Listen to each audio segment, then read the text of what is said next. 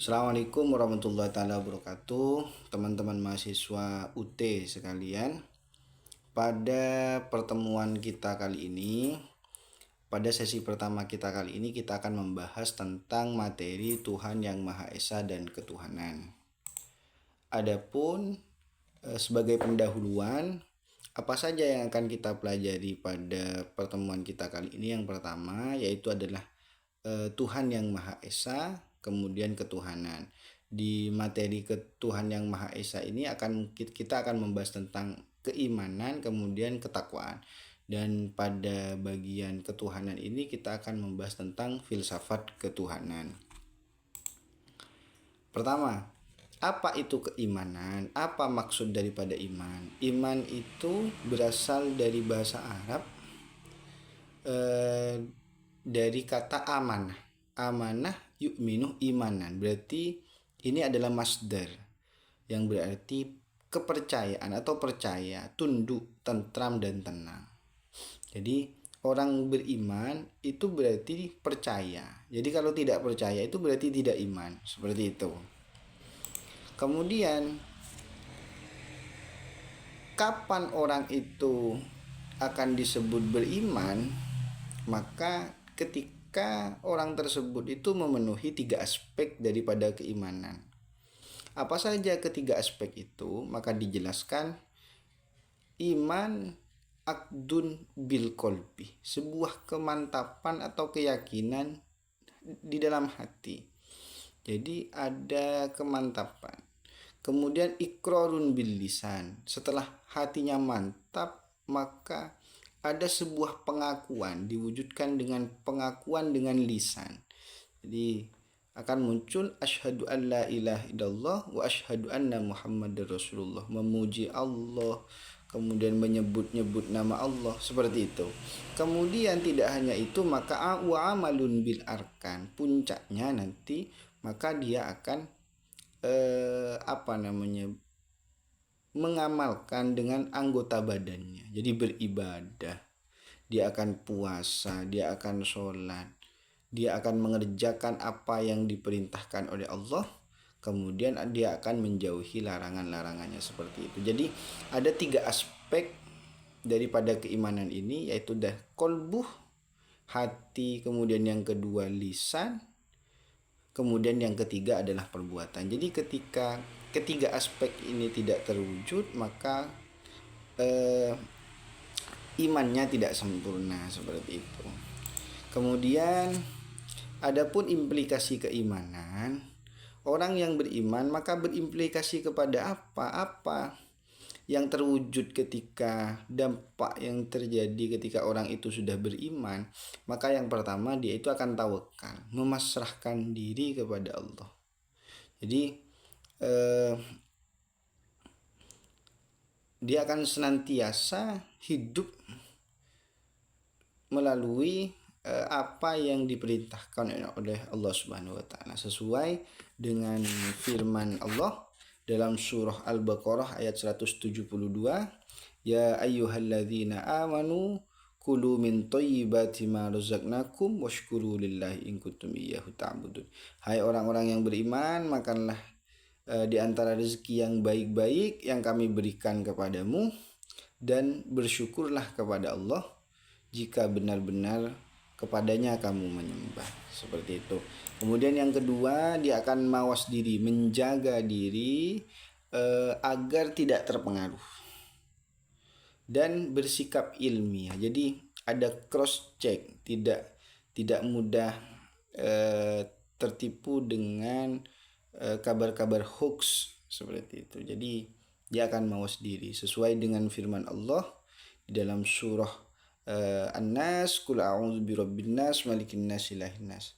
Katakanlah aku berlindung kepada Allah, kepada Tuhan yang memelihara manusia, yang menguasai manusia, serta Tuhan bagi manusia, seperti itu. Kemudian yang ketiga, optimis dalam menghadapi masa depan. Jadi tidak bermental pengecut, sesuai dengan ayat Al-Qur'an. yaitu fa inna ma'al usri yusra, inna ma'al usri yusra. Sungguhnya beserta kesulitan pasti ada kemudahan, seperti itu. Kemudian yang keempat ini adalah konsisten dan menepati janji. Sesuai dengan ayat, ya ayyuhalladzina amanu aufu bil uqud. Hei orang-orang yang beriman, penuhilah janji-janjimu. Uhillat lakum bahimatul an'ami illa ma yutsla alaikum ghairu muhillis shaidi wa antum hurum. Dihalalkan bagimu binatang ternak kecuali yang akan dibacakan kepadamu, yang demikian itu dengan tidak menghalalkan berburu ketika kamu sedang mengerjakan haji. Innallaha yahkumu ma yurid. Sesungguhnya Allah menetapkan hukum-hukum menurut yang dikehendakinya. Al-Quran surah Al-Ma'idah ayat yang pertama. Jadi orang-orang yang beriman itu tentu akan melaksanakan janji. Jadi memenuhi janji, konsisten menepati janji. Seperti larangan untuk berburu ketika sedang melakukan ibadah haji, seperti itu.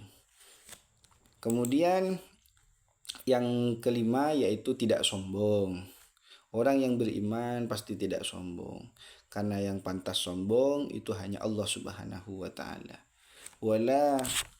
Wala tusair khaddaka linnas wala tamshi fil ardi maraha. Dan janganlah kamu memalingkan mukamu dari manusia karena sombong, dan janganlah kamu berjalan di muka bumi dalam keadaan angkuh.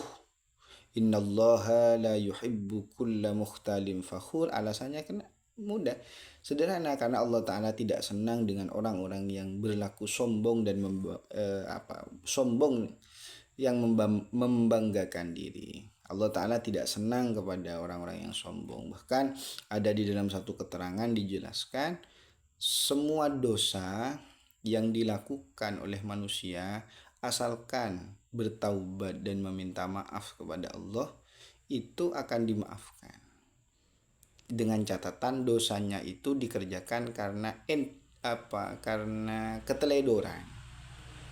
Tapi ada dosa yang tidak akan dimaafkan oleh Allah Ta'ala, itu apa? Yaitu adalah dosa sombong. Termasuk syirik itu. Kan itu sombong sebenarnya. Lanjut. Kemudian untuk materi selanjutnya yaitu adalah pembinaan iman. Pembinaan iman, bina itu kan berasal dari bahasa Arab yang artinya dari bana. Bana itu artinya membangun.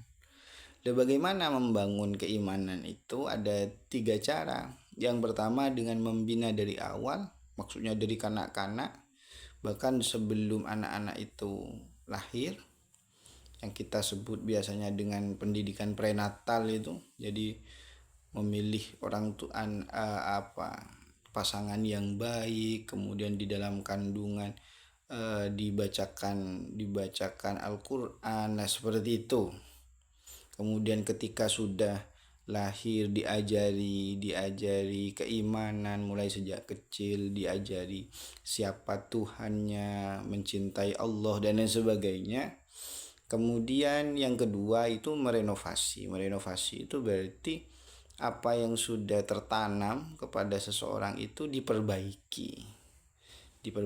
Misalnya seseorang itu baru masuk Islam, mualaf lah begitu. Jadi tugasnya adalah kita merenovasi apa yang sudah tertanam, kemudian diganti dengan hal-hal yang baik.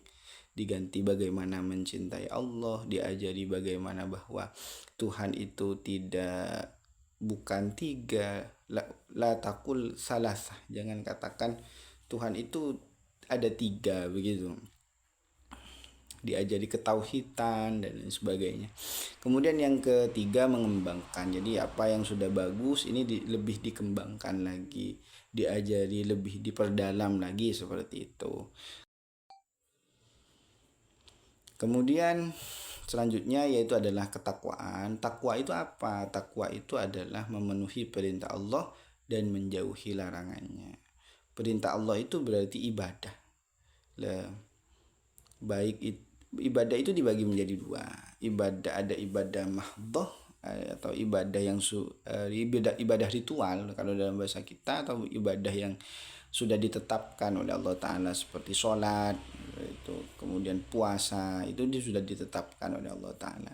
Kemudian ada ibadah ghairu mahdhah, ibadah yang tidak ditetapkan ya, atau ibadah sosial, contohnya seperti sedekah, itu nggak ditetapkan oleh Allah Ta'ala.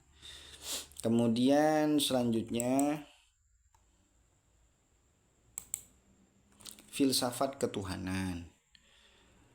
Bagaimana, apa